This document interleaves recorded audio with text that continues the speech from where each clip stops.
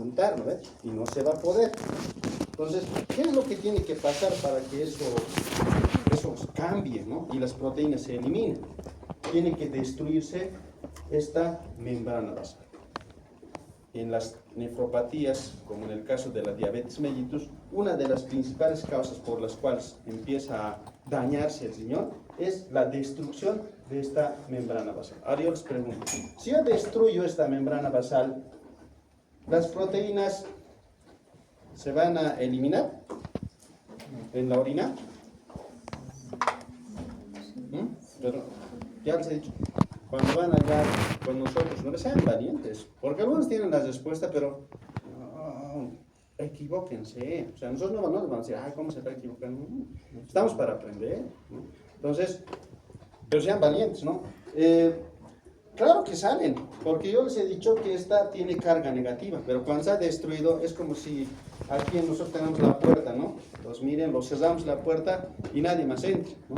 Pero si esa puerta yo la destrozo, entonces va a salir y va a entrar como quiere, ¿no? ¿Qué proteínas se eliminan, no? No, la creatinina no es una proteína, la creatinina es un desecho. Albúmina. Albúmina. Yo les decía, por eso les he dicho, ¿no? Memorícense las 4 fuerzas de Starling, les he dicho, ¿no? Les he dicho que la presión coloidosmótica, en este caso, ¿no? Bueno, en este caso va a ser de la cápsula de Bowman, todo lo demás, ¿no? Entonces, representa a las proteínas, ¿no? Mientras más proteínas hay en una estructura, el agua se va a ir donde las proteínas, ¿no? Si este paciente, ¿no? Hagan de cuenta, ¿no? Estamos haciendo ahí lo más pequeño, ¿no? Se destruye, las proteínas salen, ¿no? El agua va a arrastrarse con las proteínas y el paciente va a tener poliuria. Va a eliminar grandes volúmenes de orina, como dice en su caso clínico, creo, ¿no? Dice que elimina, ¿no? Poliuria. ¿Cómo se llama? ¿A qué se llama poliuria? Cuando elimina más de 3 litros en 24 horas. ¿Cuánto debería eliminar una persona en 24 horas de orina? ¿Cuánto debería? Un aproximado. En litros, a ver, en litros. Un litro con 200 ml, por decirlo así, o 1.5 litros en un día. Eso es lo normal. Pero cuando una persona elimina 3 litros, entonces nosotros le llamamos poliuria, el paciente poliuria. Si digamos elimina líquidos, 3 litros, como les digo, el paciente se va a deshidratar. ¿Y qué va a tener? Ganas de tomar líquidos, ¿no? Y en exceso. Yo digo, cuando hay pacientes diabéticos, agarran y quieren tomar a cada rato, ¿no? Eso se llama polidipsia. Poliuria, polidipsia, ¿no? ¿Qué es lo que pasa? Se está eliminando la albúmina. ¿Qué función tiene la albúmina? ¿Ustedes han llevado proteínas en bioquímica?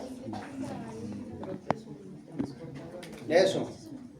Es un transportador, ¿no? Transporta medicamentos, transporta hormonas, transporta nutrientes. Es como un autito que tenemos ahí en las arterias, ¿no? Si disminuye la albúmina, ¿qué va a pasar con esos elementos? No van a funcionar, ¿no? Y la persona va a tener otro tipo de problemas, ¿no? Las proteínas plasmáticas, ¿no? Bueno, tal vez no es nuestro tema, pero para aclarar, ¿no? Son 4 tipos de proteínas plasmáticas, ¿ya? Uno, la albúmina, ¿no? Lo que ha dicho su compañera, ¿no? Otro, las globulinas, pero esas globulinas se clasifican en alfa y beta, se clasifican, ¿no? Y las inmunoglobulinas o gamma globulinas. Imagínense que por aquí se salgan las gamma globulinas, que son las inmunoglobulinas. ¿Qué va a pasar con este paciente? Va a tener predisposición a que si pierde inmunoglobulinas. A infecciones. A infecciones. Por eso su paciente tiene fiebre, ¿no? No se han visto, pero está 38 punto pico, ¿no? Entonces, además tiene una leucocitosis. Entonces, o sea, los pacientes diabéticos tienen predisposición a las infecciones porque las inmunoglobulinas se están eliminando de la orina, ¿ya? El anterior el doctor les preguntaba a un grupo, si no me equivoco, ¿no? ¿Cómo se llama el edema generalizado? anasarca, ¿no? Anasarca. Pero ¿cómo se llama cuando el edema, en este caso, se da en el abdomen, por decir? Ascitis, ¿ya? Miren qué particular es este asunto, ¿no? Cuando el paciente tiene patología renal, ¿no? Se edematizan, como bien dicen, ¿no? Sus compañeros, ¿no? Llega a un nivel, nosotros presionamos y ahí, ¿no? Se hunde, incluso en la parte genital, ¿no? Llegamos aquí al abdomen, igual, ¿no? Y resulta que el paciente tiene, pareciera como si fuera un abdomen de un pancracio, ¿no? Entonces, está lleno de líquido, ¿no? Las bacterias que son comensales, ¿no? En el colon, pueden pasar, ¿no? Por un mecanismo, digamos, bueno, no recuerdo en este caso el nombre, pueden pasar a lo que es el líquido peritoneal y pueden producir peritonitis bacteriana, ¿no? En especial en aquellos pacientes que tienen ascitis, ¿no? Por eso a los que tienen en este caso, bueno, en este caso ascitis, ¿no? Nosotros les damos antibióticos, porque si eso se vuelve una peritonitis, ¿no? Y miren que está saliendo del colon, ni siquiera nosotros le hemos contaminado nada, del colon al espacio peritoneal, ¿no? Y en ese caso nosotros le damos antibióticos, por eso le damos antibióticos, ¿ya? Entonces, pero eso, ¿de dónde está viniendo? Porque las gamaglobulinas se están eliminando. Si yo les pregunto, ¿no? A ver, a cualquiera de los grupos, a ver, díganme ustedes, chicos, ¿por qué el paciente diabético es más predisponente a las infecciones que una persona que no tiene diabetes? Me van a responder, porque doctor, en los pacientes diabéticos se lesiona la membrana basal que tiene carga negativa y que repele a las proteínas, ¿no?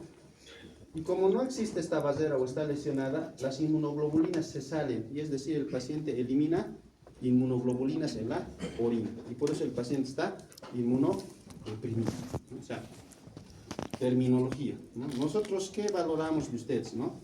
Que conozcan terminología médica, ¿no? Que hablen con seguridad y que se expresen de manera, con un tono de voz un poco comprensible, ¿no? No bajito, no, que nadie me vea, no. Más bien, muéstrense, ¿no? Veamos, en este caso, sus conocimientos, su esfuerzo y todo lo demás, ¿ya? Entonces, esto es lo que sucede, en este caso, en los pacientes diabéticos, ¿ya? Y por ende, ¿qué va a pasar? A ver, les hemos dicho que se elimina mucho líquido, ¿no? 3 litros, ¿no? Nosotros hemos llevado el anterior y hemos dicho que el gasto cardíaco es 5 litros, ¿no? Entonces, y lógicamente que la sangre está formada ¿por qué? ¿Qué se llama el agua? Plasma. Plasma y células formes, ¿no? Las células formes son los glóbulos rojos, glóbulos blancos, plaquetas, todo eso, ¿no? Entonces, el plasma, en este caso, igual, ¿no? Está compuesto igual de agua, ¿no? En este caso, y si se pierde, ¿no? ¿Qué va a pasar con este paciente? Se va a deshidratar, ¿no? Es una deshidratación. Pero nosotros, ¿cómo traducimos la deshidratación? En disminución de la volemia, ¿no? Cuando hay una hemorragia, hay disminución de la volemia, ¿no? Cuando hay una quemadura, hay disminución de la volemia. Cuando un niño tiene diarrea, ¿no? Y en este caso pierde líquidos, hay disminución de la volemia, ¿no? Y ahí vienen los mecanismos de defensa, ¿no? Si digamos ustedes de los 5 litros que hemos dicho por deshidratación se vuelven 3 litros, ¿qué creen que va a hacer el organismo? Va a tratar de compensar. Ya va a tratar de corregir, ¿no? El problema, ¿no? Por medio de una vasoconstricción, dice su compañero. Muy bien, eso es cierto, ¿no? Pero ¿dónde sucede todo esto? En el riñón. Nuevamente nos vamos al riñón, pero vamos a recordar la estructura. ¿Qué es el aparato yuxtaglomerular? Por eso, el riñón es fascinante, ¿no? Tan complejo, pero tan fascinante. Mira, no sé la hendidura. ¿Qué es el aparato yuxtaglomerular? ¿Por qué está conformado?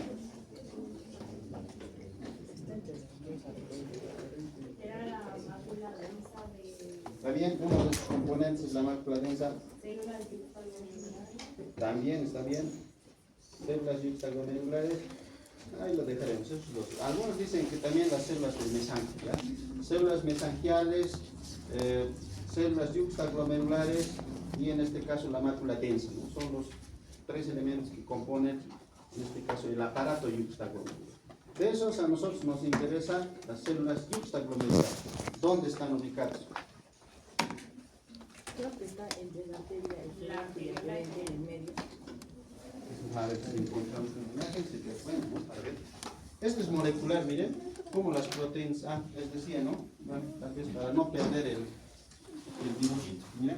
Esta es la lámina basal, ¿no? Miren, está dividida en tres: lámina interna, lámina densa, o zara interna, lámina densa, zara externa, ¿no?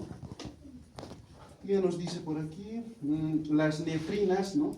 En este caso, cuando se trata de filtración, estas nefrinas se dilatan, se contraen, se dilatan, se contraen, se dilatan, se contraen, ¿no? Entonces, si esto se lesiona, esto ya prácticamente no defiende nada, ¿no? ¿De qué está conformado en este caso, la membrana basal?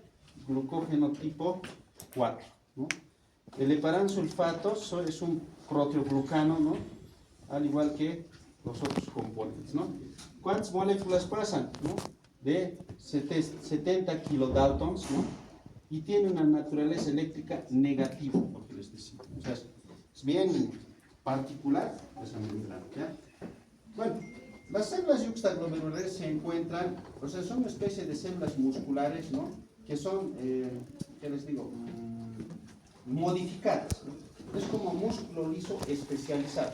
Está alrededor de la arteriola aferente, ¿no? Arteriola aferente, ¿no? A ver, hagamos de cuenta que este paciente ha perdido mucho líquido, ¿no?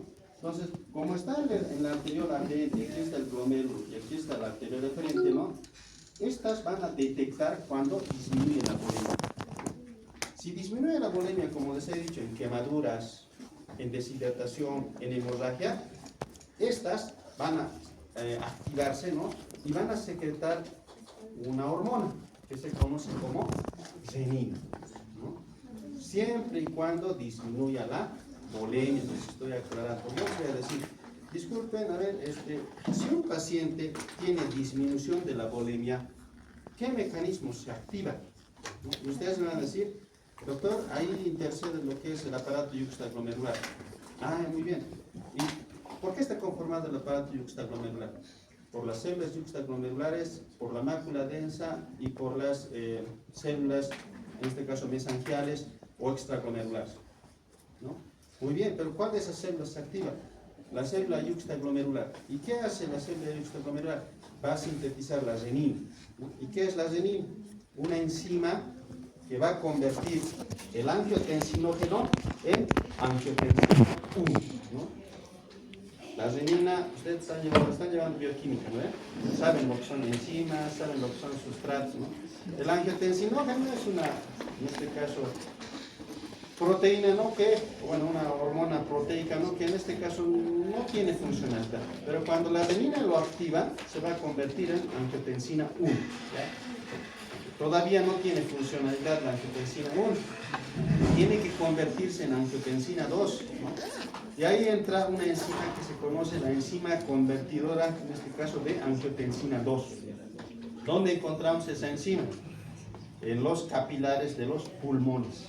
O sea, imagínense, ¿no? Todo eso pasa en el riñón, se libera la angiotensina a la circulación y para convertirse en angiotensina 2 va a los capilares pulmonares, ¿no? La angiotensina 2 es un potente vasoconstrictor, lo que decía su compañero. ¿Qué tenemos que hacer para corregir la pérdida de la volemia? Vasoconstricción, ¿no? Entonces, la angiotensina 2 produce vasoconstricción, es el más potente vasoconstrictor que tenemos en el organismo, ¿ya? Pero también hace algo más interesante, ¿no? Estimula la secreción de aldosterona, por eso se llama sistema renina, angiotensina, aldosterona. Miren, en lo particular de ustedes estamos hablando de muchos órganos, tal vez se me están confundiendo, pero estamos viendo una secuencia, ¿no? ¿Dónde se secreta la aldosterona? Es una hormona. Con la angiotensina 2 ya hemos acabado. Es un vasoconstrictor. ¿Qué va a hacer? Lo va a cerrar. ¿Dónde lo va a cerrar? En las arteriolas. Sí. Las arteriolas se van a contraer y por ende en este caso ya no va a haber pérdida de la volemia, lo va a contraer totalmente, ¿no? pero además estimula la secreción de aldosterona.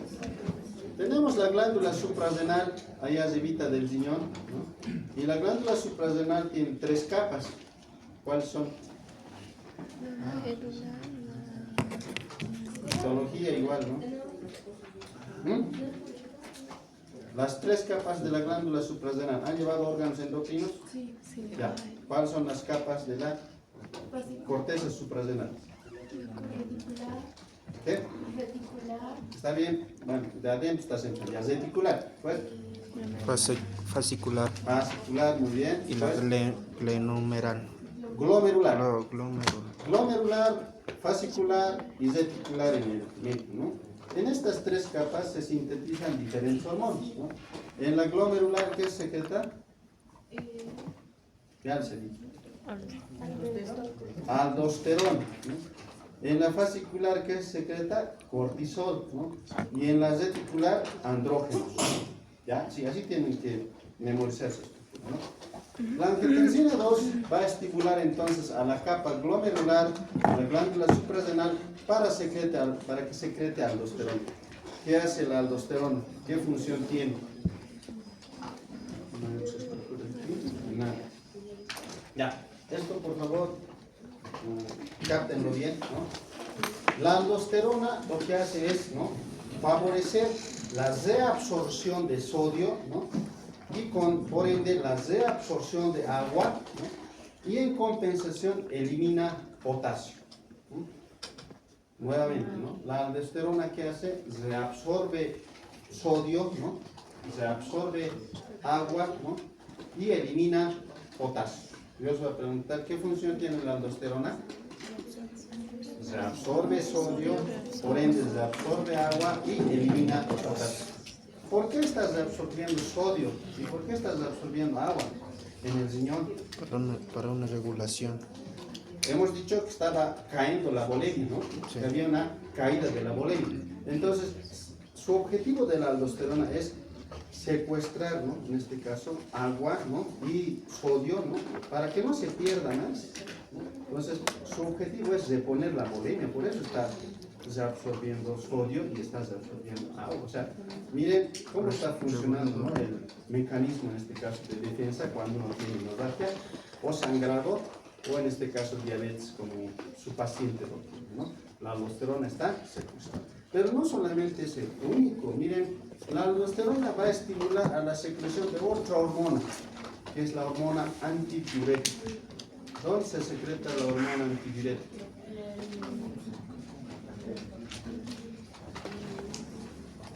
Sé que les estoy mareando, ¿no?, pero así es nuestro cuerpo, así de completo. La hormona antidiurética, ¿no?, en realidad se sintetiza en el hipotálamo, ¿ya?, pero se almacena en la hipófisis posterior, ¿no?, o en la neurohipófisis, como nosotros lo conocemos, ¿ya? ¿Qué función tiene la hormona antidiurética? Dice antidiurética. A ver, solamente en la palabra está la respuesta. ¿Qué significa diuresis? Orinar, ¿no? Regula el líquido de la orina. ¿no? Anti, que no deja orinar, ¿no? Es anti, ¿no?, que no deja orinar. ¿Saben qué hace en este caso la hormona antidiurética? Nosotros en el riñón tenemos transportadores de agua, ¿ya? Son proteínas transportadoras que se llaman acuaporinas, ¿ya?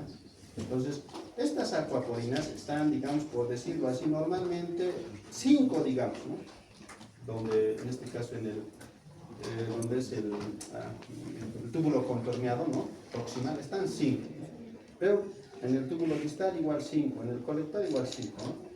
Pero cuando se secreta la hormona antidiurética, estas acuaporinas de los 5 que eran se vuelven 15, ¿ya?, o se vuelven 20. Entonces, ¿qué hace la hormona antidiurética? Aumenta el número de transportadores de moléculas de agua que se conocen como acuaporinas. ¿Y con qué objeto? Con el mismo objetivo de la aldosterona, pero en este caso solo reabsorber agua. La antidiurética no va a reabsorber sodio, solo va a reabsorber agua, fabricando más proteínas transportadoras como la acuaporina. Entonces, los dos. A ver, ¿no les ha pasado a ustedes que cuando está haciendo mucha calor, ¿no? En este caso empiezan a, bueno, respirar, ¿no? Y les da ganas de tomar agua, ¿no? O sea, que les da sed, ¿no? ¿Dónde está el centro de la sed? Es lo mismo que pasa. Miren, por ejemplo, a este paciente que tiene diabetes, yo sé que tiene cáncer de tomar agua, ¿no? A un niño, a ver, ese niño que está con diarrea, no sé si se ha tocado algo, ese niño con diarrea que tiene enfermedad renal crónica, ¿no? O algo por ahí, pero que tiene diarrea y se ha deshidratado y, ¿no? Entonces, igual tiene ganas de tomar harta agua. ¿Por qué? ¿Dónde está el centro de la sed? ¿En qué parte? Eso es el estímulo que pide el cerebro para poder compensar la falta de líquido que está en los diferentes órganos. Pero nosotros tenemos un punto específico, podría decirse en el encéfalo, ¿no? Donde se activan, ¿no? Y por eso nos van a tomar agua, ¿no? Porque nosotros somos como robots, de serie esencial. Si no se activa ese centro, no se va a secar. El circuito Ahora, de digamos, Nauta. ingerimos, no sé si se ha pasado, pero ingieren, ¿no? Basta con que ingieran un sorbo y ya sacian su sed, ¿no? No hay necesidad de que se tomen 5 litros. O sea, con eso están más relajados, ¿no? Pero, ¿saben dónde está el centro de la sed? En el hipotálamo, ¿ya? El centro de la sed está en el hipotálamo. Hay un núcleo específico, pero no vamos a ser tan detallistas, ¿no? Casi alrededor de más de 10 núcleos tiene el hipotálamo, ¿no? Pero, con que me digan, ¿dónde está el centro de la sed? Está, doctor, en el hipotálamo. Ya me quedo conforme, ¿ya? ¿Qué pasa, pero, para que en este caso exista este estímulo? ¿Qué es lo que pasa? ¿Ustedes saben qué es la osmolaridad plasmática? ¿Qué es la osmolaridad plasmática? A ver, piensa, ¿qué es? Miren, estamos hablando de disminución de la volemia, control de la presión arterial, ¿no? Centro de la sed que está relacionado, ¿no? Entonces, ¿qué es lo que tienen que hacer ustedes? Ir y revisar, ¿vale? Ha dicho osmolaridad plasmática. ¿Qué será osmolaridad plasmática? ¿Cuánto será su valor normal, ¿no? ¿Y por qué no se ha preguntado eso? ¿Qué tiene que ver? ¿Qué es la osmolaridad plasmática? Es la distribución, sí, Es la presión que ejercen las proteínas plasmáticas. la distribución del agua que se va a dar. Las proteínas plasmáticas. A ver. Y nuevamente, por eso esas fuerzas de Stalin a nosotros nos sirven, ¿ya? Demasiado. Eso que ha dicho su compañero, bueno, es más un concepto más técnico, ¿no? O sea, parece bien, ¿no?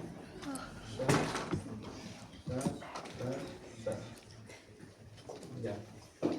Dice, ¿no? Su compañero que, a ver, repetime cómo he hecho.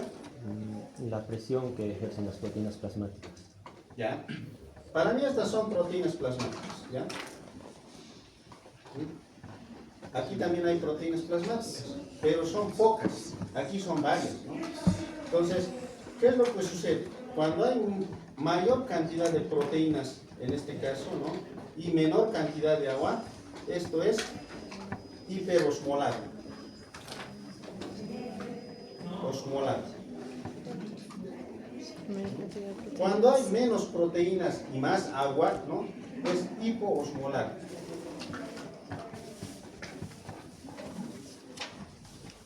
Hipoosmolar, ¿no? Entonces, ¿qué quiere decir eso, no?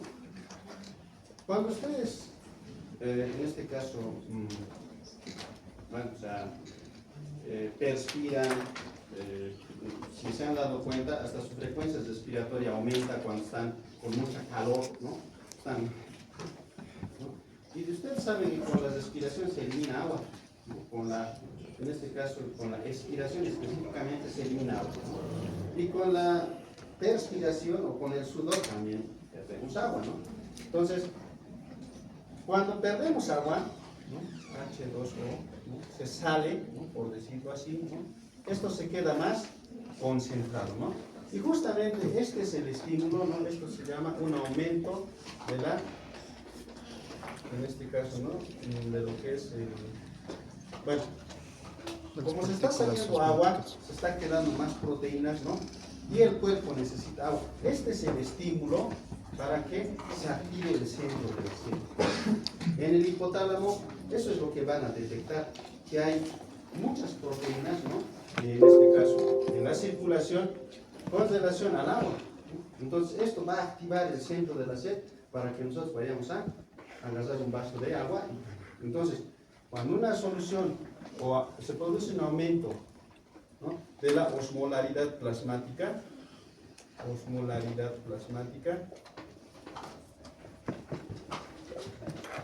se produce la sed, ¿no? ¿Cuánto es su valor? ¿Cuánto es su valor? A ver, seamos curiosos. Revisa, ¿cuánto es su valor? 75. No, algo de... ¿Cuánto, perdón? 275. 285 a 295 lo vamos a dejar, ¿ya? Su valor normal es 285 a 295 miliosmoles por litro, ¿ya? Si estamos diciendo que es hiperosmolar, tendría que estar 300, ¿no? O sea, por encima de este valor. Tendría que estar 290, 300, ¿no? Digamos, llega a 300, en ese caso se produce la sed. Otro dato, ¿no? Yo les he dicho que aquí hay menos proteínas, ¿no? Es hiperosmolar. ¿Qué haría esto ahora? Disminuye la osmolaridad plasmática. Osmolaridad plasmática. ¿Y qué hace nuestro cerebro para compensar esto? ¿Qué creen que hace? Si el otro, cuando se eleva, activa el centro de la sed, esto cuando disminuye, ¿qué hace? No. Yo les he dicho que el sodio y el agua son amiguitos. Entonces, ¿qué pasa si, digamos, aquí se estimula de sal? Aquí creo que es la ingesta de sal, ¿no? Cuando la osmolaridad plasmática cae, la persona tiene ganas de ingerir sal o algo salado, ¿no? ¿Y para qué? ¿No? Porque el sodio va a entrar aquí, ¿no? Bueno, no habrá proteínas, pero el sodio va a entrar aquí, ¿no? Y cuando el sodio entre, va a arrastrar agua. Son como amiguitos, ¿no? Lo mismo. ¿A cuánto equivale la osmolaridad plasmática? Normalmente 275 a 295 miliosmoles por litro. Si está aumentado, ¿cómo el cuerpo compensa ese incremento? Mediante la sed, doctor. Y miren otro detalle, resulta que en la orofaringe tenemos como un receptor, ¿no? Que cuando ustedes toman un sorbito, se activa y el centro de sed se bloquea. Por eso, o sea, vayan de ser sedientos, un sorbito. Luego van a seguir tomando, ¿no? Pero este sorbito es como si solucionara todo su problema de sed, ¿no? Porque aquí tenemos un receptor en la orofaringe que se conecta, ¿ya? Lo mismo, si cae la osmolaridad plasmática, ¿no?, o es una solución hiposmolar, ¿qué le da al paciente? Le da por ingerir sal, ¿no? Cuando alguien dice, ¿por qué quiero ingerir sal? ¿Por qué más sal? No es porque esté mal, ¿no?, sino porque por alguna razón tiene, en este caso, la osmolaridad plasmática. ¿Ya? Preguntas. Bueno, a ver, con relación a la circulación, solo tenemos que hablar de algunos pequeños detalles. Uno, nosotros aquí, por ejemplo, en la clase hemos hablado de angiotensina 2, ¿no? Hemos hablado de aldosterona. Me olvidé. ¿El corazón es un órgano endocrino? O sea, no están actualizados. Es un órgano endocrino, ¿ya? Porque secreta hormonas igual. ¿Qué hormonas?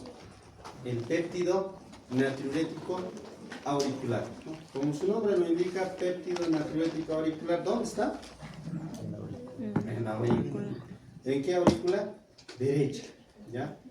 Tenemos otro péptido natriurético del tipo B que está en el ventrículo izquierdo, ¿ya? ¿Y por qué no sigue este otro? ¿Por qué no está haciendo eso, no?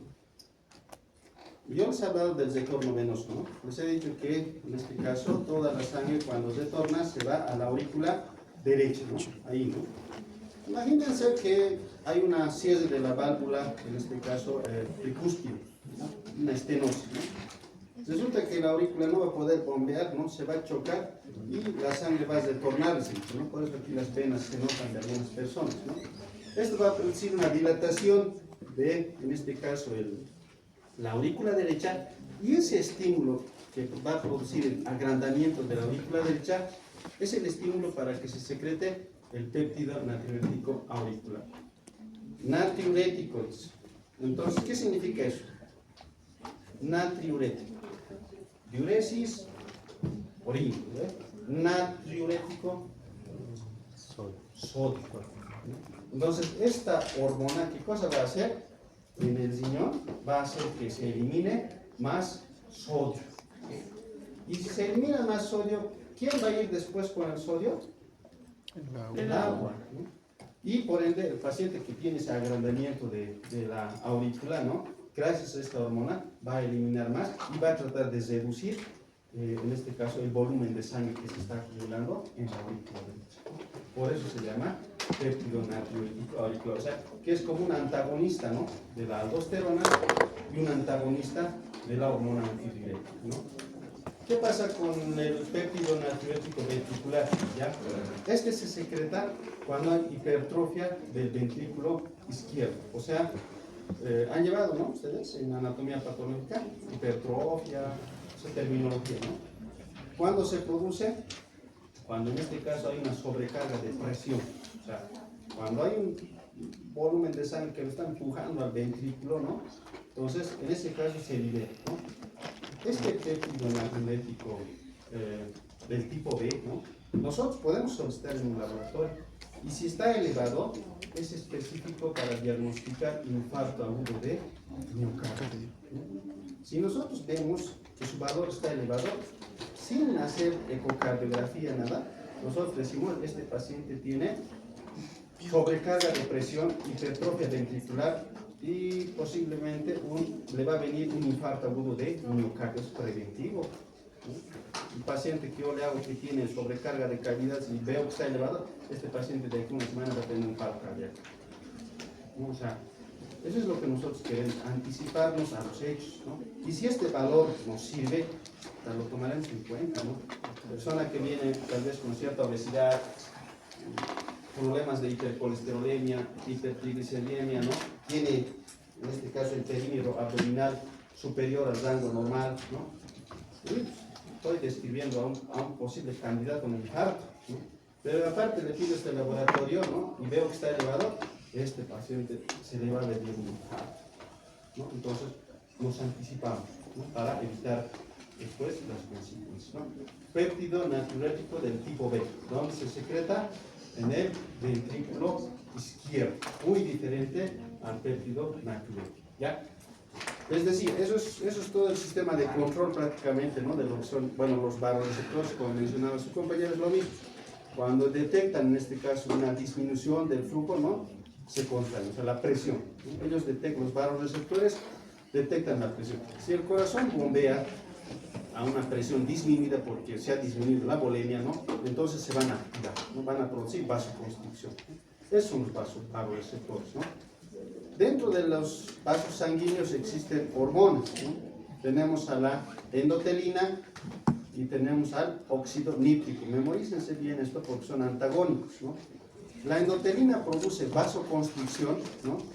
Y el óxido nítrico produce vasodilatación, son antagónicos, ¿no? ¿Dónde se secreta? En el endotelio de los vasos sanguíneos, ¿no? El sistema simpático y el sistema parasimpático. El sistema simpático, ¿qué produce? ¿Vasoconstricción o vasodilatación? Vasoconstricción. Ustedes me anotan, ¿no? Sistema nervioso simpático y parasimpático. El simpático en las arterias, ¿qué produce? Y el parasimpático, ¿qué produce? Vasoconstricción. El simpático produce vasoconstricción, ¿ya? Y el parasimpático produce vasodilatación. O sea, siempre son antagónicos. ¿Cuál es el neurotransmisor del simpático que produce vasoconstricción? La noradrenalina, ¿ya? ¿Y cuál es el neurotransmisor en este caso, del simpático que produce vasodilatación?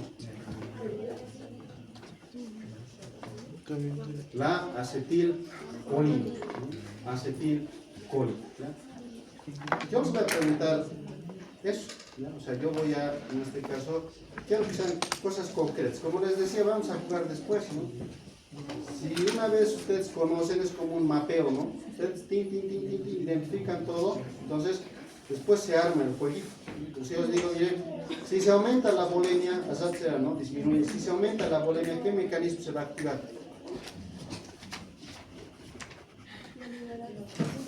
Si disminuye la volemia y se activaba el sistema de angiotensina, vasoconstricción, la hormona antidiurética, todos los mecanismos, ¿no? Ahora, si se eleva la volemia, ¿qué va a pasar? Vasodilatación. Parece lógico, ¿no? Pero no, o sea, si se aumenta la volemia, yo les he dicho que en este caso se va a aumentar la diuresis, ¿no? Nosotros vamos a tratar de eliminar la sobrecarga de volumen que hay. La única manera de hacerlo es eliminando líquidos, ¿no? ¿Y quién es el responsable de hacer eliminar líquidos? El péptido natriurético auricular, ¿no? Cuando aumenta la volemia. Entonces, yo les pregunto, ¿no? De cualquier grupo, ¿no? Cuando aumenta la volemia, que nosotros sabemos que es, o el gasto cardíaco, que es de 5 litros, cuando aumenta, ¿qué mecanismo compensatorio se activa? Doctor, en el corazón, ¿no? El péptido natriurético auricular, ¿no? Producto de la dilatación o distensión de la pared auricular, se secreta y por ende favorece la eliminación de sodio y con ella agua, ¿no? Entonces de esa manera se elimina la sobrecarga o se evita la sobrecarga de volumen. O sea, esa terminología me tiene que hablar, ¿no? Cuando hablamos de volúmenes o cuando hablamos de líquidos o de hormonas, con esa terminología tienen que referirse, ¿ya? ¿Y cómo lo van a hacer eso? Leemos, ¿no? Leemos. Si ustedes tienen, a mí me gustaría, mira, yo seré sincero, que cuando venga, ¿no? Me pregunten todo lo que quieran hacer, incluso metabolismo de los carbohidratos, si quieren hablar, podemos hablar también, ¿ya? Pero pregunten, ¿no? Porque yo no quiero que tengan dudas. Han visto, ¿no? Aquí vienen, ¿no? Y les preguntamos nosotros, ¿no? Y ahí estamos, algunos se desenvuelven bien, los reconozco, ¿no? Algunos todavía estamos con cierta timidez, pero no quiero que sean tímidos, ¿no? El hecho de ser tímido trae problemas. Como les digo a sus otros compañeros, ¿no? La gente, ¿dónde va a ir? O sea, yo soy médico, tengo otro colega, ¿no? Yo a las personas que vienen simplifico la información, ¿no? En este caso no les digo así como ustedes, profundo, ¿no? Yo les digo solo cosas simples, ¿no? Pero les explico, ¿no? O van a ir donde un médico que solamente da recetas, ¿no? Y ni les mira su cara y ya cumples y nos vemos de aquí unas semanas, ¿no? Se quejan, oye, ni siquiera me ha visto, ni siquiera me ha valorado, ¿no? Entonces, mucho hace el hecho de que ustedes sepan, ¿no? Expresarse y comunicar sus conocimientos al resto de sus compañeros y a sus pacientes, ¿no? A sus futuros pacientes, ¿no? Una persona ve cuando una persona conoce, cuando lo que hacen ustedes, ¿no? O sea, demuestra sus conocimientos. Pero si no lo hace, entonces, no, como que no debe saber. O sea, eso te dicen las personas, ¿no? ¿Quiénes van a ser sus jueces de ustedes? Nosotros. Las personas, no nosotros. Las personas van a decir, este es un buen médico, este no lo es, este sí es, este es regular, Te juzgan. Peor si son cirujanos. Si son cirujanos tienen que ganarse una fama después de 10 años de experiencia laboral. Qué válido. Nadie va a venir a hacerse operar con alguien que es nuevito, ¿no? Tienen que ganarse prestigio, pero para eso es pues toda una construcción, ¿no? Entonces empiecen, ¿no? Empiecen leyendo, empiecen. Y no piensen que se van a salvar por ser cirujanos, ¿no? Porque va a venir un paciente con diabetes y que tiene apendicitis, ¿qué van a hacer? Soy cirujano. O van a llamar a un médico internista, ¿no? Entonces, no se van a salvar, o sea, igual va a estar, ¿no? Pero nosotros, ¿qué hacemos? Buscamos soluciones para ciertas alteraciones que tienen las personas en la medida de nuestros conocimientos. Si nosotros conocemos más, vamos a dar mejores soluciones. Si conocemos menos, no vamos a dar buenas soluciones. Entonces, lean. Yo les digo, miren, había habido una edad, pues yo les digo, 3 días me amanecía leyendo sin dormir. De verdad, tenía una energía, una motivación por conocer medicina que me apasionaba, ¿no? Entonces leía. Y me ibas a estar golpeándome. Pero ya pues apaga la voz. no, esto más bueno, seguía leyendo, ¿no? No les miento, así era tan... Pero resulta que con el tiempo esto no había sido así. Ahora, me seré sincero, máximo me quedo hasta las 1. Trato de leer todo. O sea, por mucha voluntad que tenga, a las 1 ahí. Pero ustedes son jóvenes. Entonces, si yo cuando estaba en su etapa era así, ustedes pueden, ¿no? Y aprovechen. Porque como les dije a sus compañeros, la vida es un reloj, ¿no? A los 50 años, ¿no? Yo me voy a quedar con el conocimiento que tengo y lo único que voy a hacer es repetir.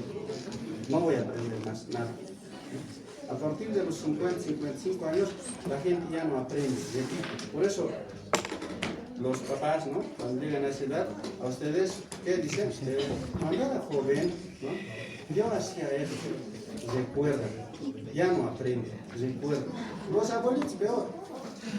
Todas las historias, ¿no? Nos cuentan, ¿no? Porque ya no pueden aprender, solamente reproducen lo que ya han aprendido. Son como un disco que se repite una y otra vez.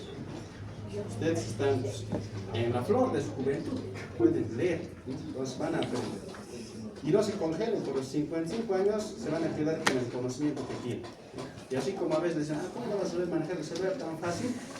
Su hijito va a venir con otra tecnología y lo mismo le puede decir. ¿Cómo? Es fácil, ¿no? Manejar un robot es fácil, ¿cómo lo va a hacer para? Así nomás quería decir. ¿Ya? Entonces, lean, ¿qué actividad vamos a realizar para el día de hoy? ¿Puedes repetir lo de las acuaporinas? Sí. De las acuaporinas. Son ¿ustedes van a llevar transportadoras en biología molecular? Sí. Pero eso es fácil. Pues, transporte celular, ahí le colocan como título, ¿ves? Y ahí le colocan, ¿no? Transporte activo y transporte pasivo, ¿no? Transporte pasivo se divide en difusión simple, difusión simple, difusión facilitada. Y por el otro lado tenemos pinocitosis, endocitosis, fagocitosis. Y ahí lo terminamos, ¿no? ¿Cuál es la diferencia? No utilizan energía, ¿no? Vamos aquí, transporte activo primario, ¿no? Transporte activo primario, transporte activo secundario. Transporte activo primario, bomba de sodio potasio, ATPase, ¿no? Sí. Transporte activo secundario, cotransporte, contratransporte, ¿no? ¿Qué es el cotransporte? Dos moléculas entran agarraditas de la mano. ¿Qué es el contratransporte? Una molécula sale y otra molécula entra, ¿no? Pero son dos, ¿no? Ahora, las acuaporinas, ¿qué tipo de transportador son? Difusión facilitada, ¿no? Porque son como proteínas de canales donde se entra el agua, ¿no? ¿Ustedes sabían que el agua tiene transportador? Acuaporinas, ¿no? Pero no solamente se transporta así, por el espacio intercelular igual, ¿no? Por un mecanismo de ósmosis. ¿Qué es la ósmosis?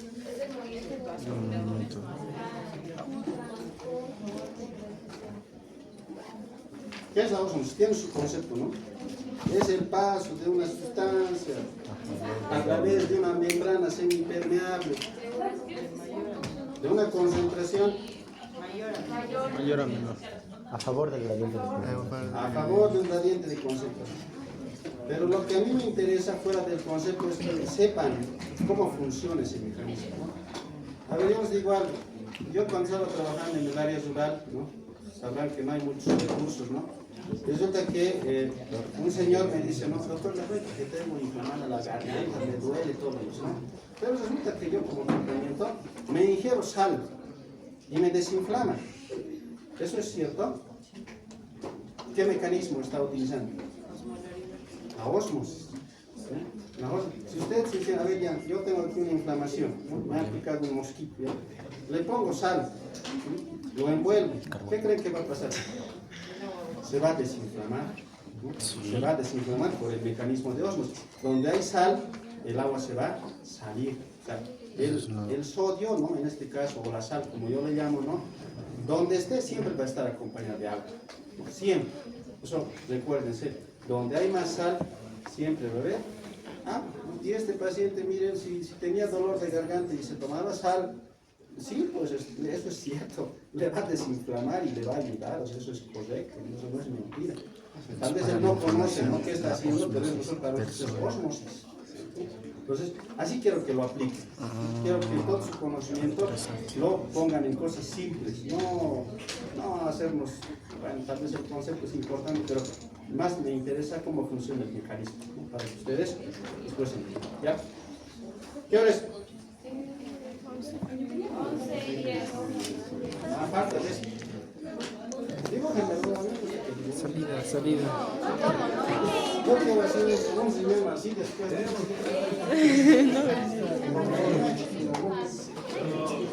¿Cómo? Suscríbanse. Mándese el enlace. Pásame la grabación. Manda este enlace. La grabación para subirlo ahí.